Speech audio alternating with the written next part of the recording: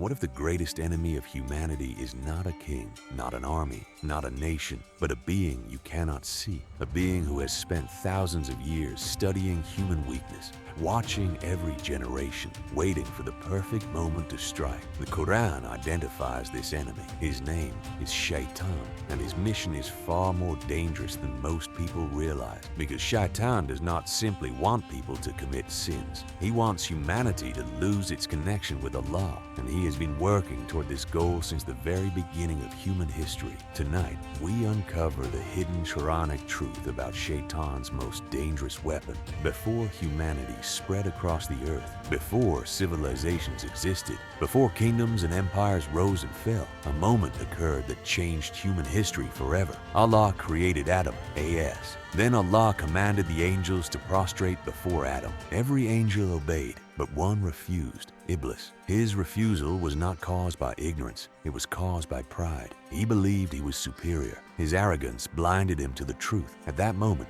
he became Shaytan, and his rebellion transformed into a declaration of war against mankind. The Qur'an records his determination. He swore that he would sit and wait for human beings on the straight path. He would approach them from every direction. He would do everything possible to pull them away from guidance. This was not a battle for a single generation. It was a battle that would continue until the day of judgment. One question remains. How does Shaytan attack humanity? The answer is terrifying. He rarely pushes people into major sins immediately. Instead, he works slowly, patiently, step by step. A whisper, a doubt, a temptation, a small compromise, then another and another, until the distance between a person and Allah becomes greater and greater. The Qur'an repeatedly warns believers not to follow the footsteps of Shaytan. Notice the wording, not the leap of Shaytan, not the attack of Shaytan, but the footsteps of Shaytan, because he advances gradually. He knows that a sudden attack may fail,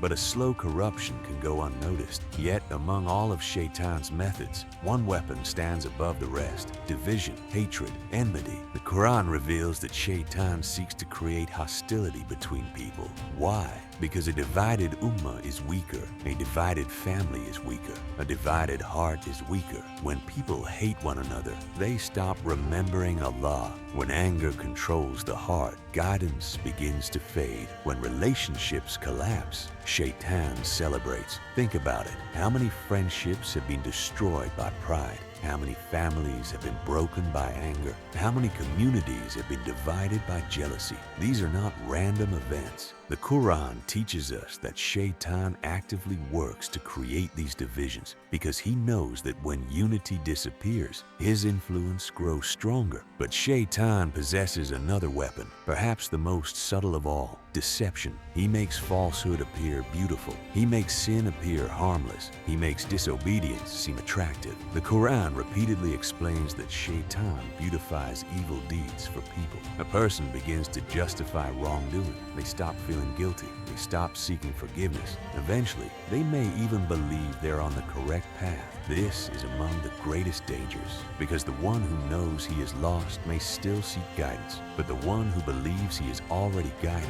may never search for the truth. Then comes the day of judgment, the day every soul feared, the day every secret is revealed, the day every excuse disappears. People who followed Shaytan throughout their lives will look for help, but there will be none. The Quran describes an astonishing scene. Shaytan himself will speak, and he will tell his followers, "I had no authority over you. I only called you and you responded." Imagine that moment. The enemy who spent a lifetime deceiving humanity will abandon everyone who followed him. No rescue, no loyalty, no mercy, only regret. Yet Allah never left humanity defenseless. The Quran provides protection, prayer, remembrance of Allah, recitation of the Quran, seeking refuge in Allah, sincerity, repentance, trust in Allah. The Quran declares that Shaytan has no power over Allah's sincere servants. This is the ultimate protection, a heart connected to Allah, a soul illuminated by revelation, a believer who refuses to follow the whispers of Shaytan. As you listen to these words, ask yourself, who is influencing my decisions? Who is shaping my thoughts? Am I moving closer to Allah? Shaytan's greatest victory is not when a person commits a sin, but when a person stops realizing that they are being led away from Allah.